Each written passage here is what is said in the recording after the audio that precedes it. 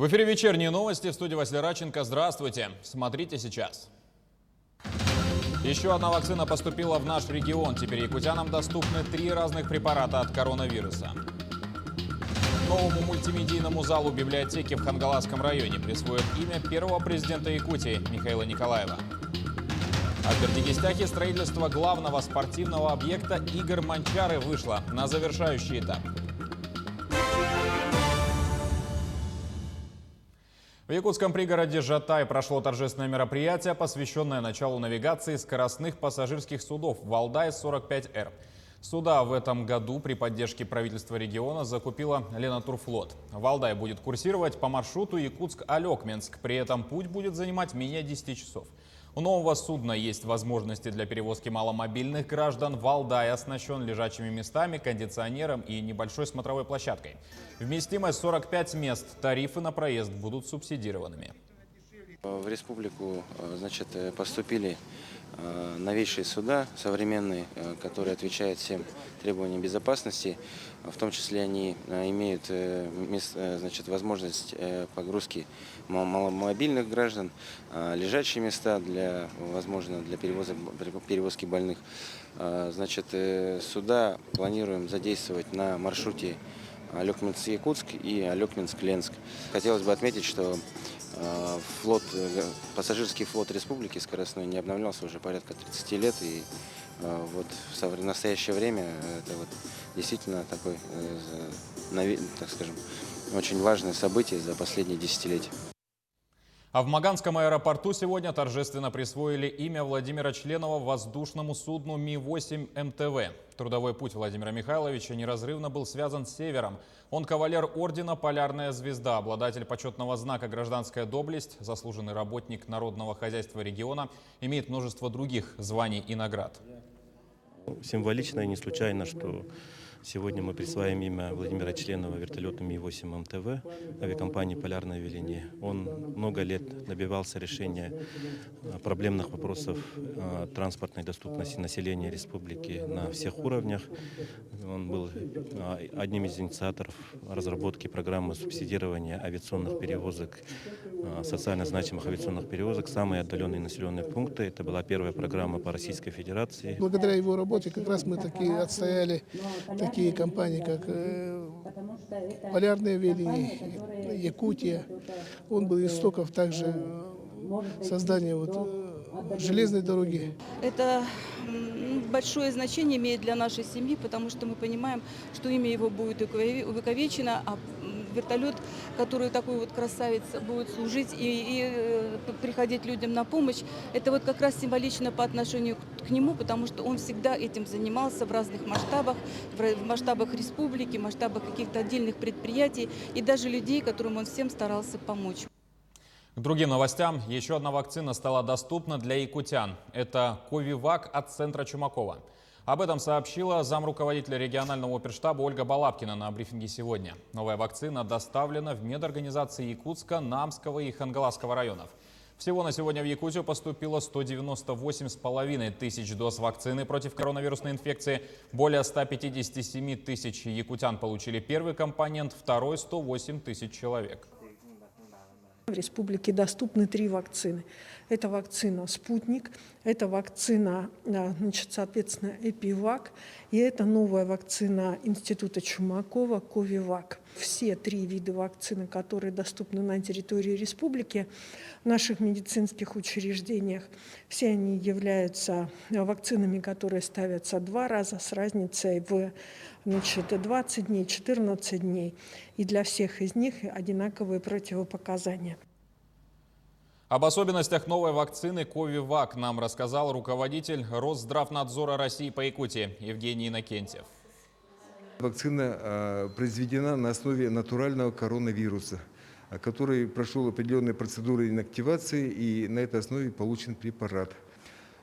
Есть некоторые особенности этого препарата. Заключается в том, что теперь дозировка индивидуальная по одной ампуле на пациента. Условия хранения 2,8 градусов тепла, то есть может храниться в холодильнике и термоконтейнере. Вакцину могут получать граждане от 18 до 60 лет. Кроме того, требуется двукратное применение данной вакцины, чтобы создался иммунитет защитный. Новому мультимедийному залу библиотеки архива в Хангаласском районе присвоят имя первого президента Якутии Михаила Николаева. Об этом было сказано во время пресс-тура журналистов в Чапаево. Первая свая пристроя под зал была заложена осенью 2019-го. На торжественном мероприятии присутствовал лично Михаил Николаев. На сегодняшний день работы завершаются. К нему подведены инженерные коммуникации, остались внутренние работы, установить мебель и необходимое оборудование. Закончить все планируют ко Дню государственности Якутии, который отмечается 27 сентября. Что касается первого этажа, это коворкинг-зал. Здесь мы будем принимать наших посетителей, принимать будем гостей для того, чтобы осветить государственную деятельность первого президента Республики Саха Михаила Ефимовича Николаева, а также и представить историю развития государственности нашей республики всем нашим гостям. Что касается второго этажа, то это будет уже как конференц-зал мультимедийный, и там тоже немножечко похоже на исторический парк «Россия. Моя история». Строительство главного спортивного объекта «Игорь Манчары» вышло на завершающий этап в селе Бердикистя Горного района. Напомню, вместимость трибун 1000 мест, с мобильными же трибунами 3000. Работы ведут по инвест-программе развития физической культуры и спорта. Объект обещают сдать уже к 20 числу следующего месяца. На сегодня готовность 80%. Это строительство стадиона на 1000 мест, стационарных мест и 3000 мобильных мест. Ну, сейчас вот работы практически на завершающем этапе.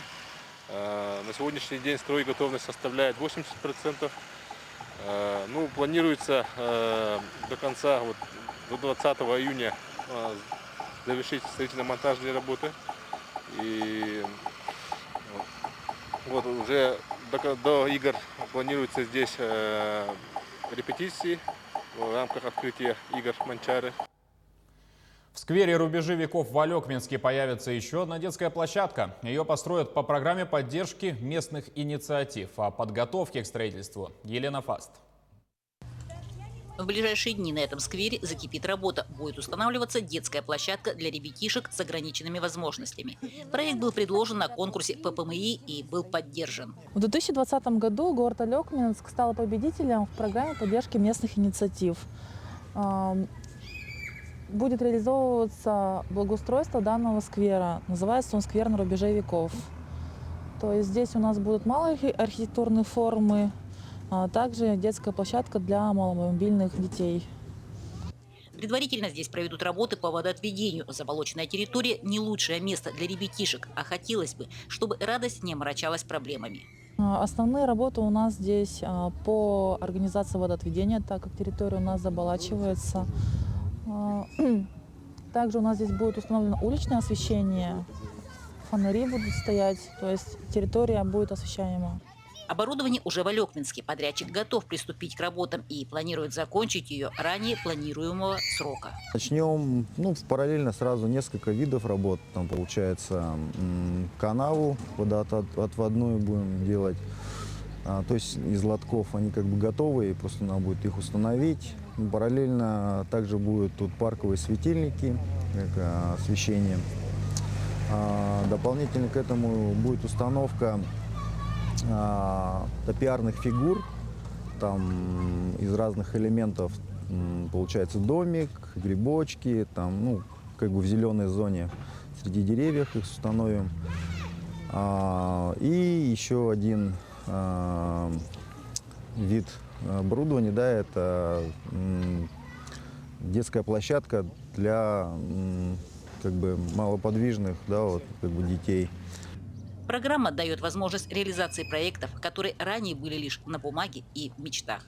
Я считаю, что она очень нужна, потому что вот с нашим проектом мы ходили несколько лет, как минимум 3 года.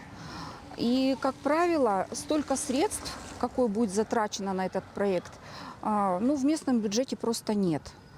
А этот проект помог именно его реализовать. Я считаю, что это очень нужно. Елена Фаст, Максим Копылов, Алекминск. Якутянин Дмитрий Попов получил награду международной премии «Филантроп» за выдающиеся достижения инвалидов в области культуры и искусства. Его наградили в Большом зале «Россия сегодня» в номинации «Исполнительское искусство». Дмитрий Попов, руководитель инструментального ансамбля, живет в селе Тойдах Сунтарского района. Своими руками изготавливает музыкальные инструменты. Он играет на нескольких инструментах. И самое интересное, если бы он играл только на хамусе, на нашем национальном инструменте, но он еще играет на свирели обычной и на флейте, как на североамериканской, так и на классической, еще и двойной. То есть вот тяга к музыке, она его возвышает. Всего за 2 десятилетия реализации проекта в соискании премии приняли участие более 10 тысяч человек с инвалидностью из 36 стран мира и всех регионов Российской Федерации. Более 400 соискателей получили звание лауреатов. Сегодня, 28 мая, свой профессиональный праздник отмечают российские пограничники. События относятся как к контрактникам, так и к срочникам, а также преподавателям и студентам профильных учебных заведений Федеральной службы безопасности. Сегодня в добровольном обществе содействия армии и флота России по Якутии собрались ранее служившие в пограничных войсках солдаты, чтобы вспомнить былые времена и поздравить друг друга с праздником. Такие вот минометы 120-е у нас были на заставе. Это вот минометная мина 120-го калибра. Вот они, вот такие вот. Служба вспоминается хорошо, а когда служишь, конечно, тяготы и лишения службы всегда есть. И хочу, конечно, поздравить всех с праздником 28 мая, чтобы у всех было крепкое здоровье, чтобы не было войны, как говорится. Призеры 20-х молодежных дельфийских игр из Якутии вернулись в столицу региона из Перми. Первокурсник якутской балетной школы имени Посельских Иван Одинцов стал серебряным призером. Он забрал серебро в номинации «Классический танец» в возрастной группе от 15 до 17 лет. Специальный диплом за артистизм и легкое исполнение получила и представительница Якутии Алисия Пак. Еще несколько наград вручили другим артистам из нашего региона. Впечатления крайне положительные. Вот серебряная медаль, собственно, заслуженным трудом. Я участвовал в номинации «Классический танец» наравне с другими балетными училищами. Вот, показал, я думаю, достойный результат и буду двигаться дальше. На этом наш выпуск подошел к концу. Корреспонденты Якутия-24 и НВК «Саха» продолжат следить за новостями. Не забывайте носить маски и держать социальную дистанцию. До встречи в эфире.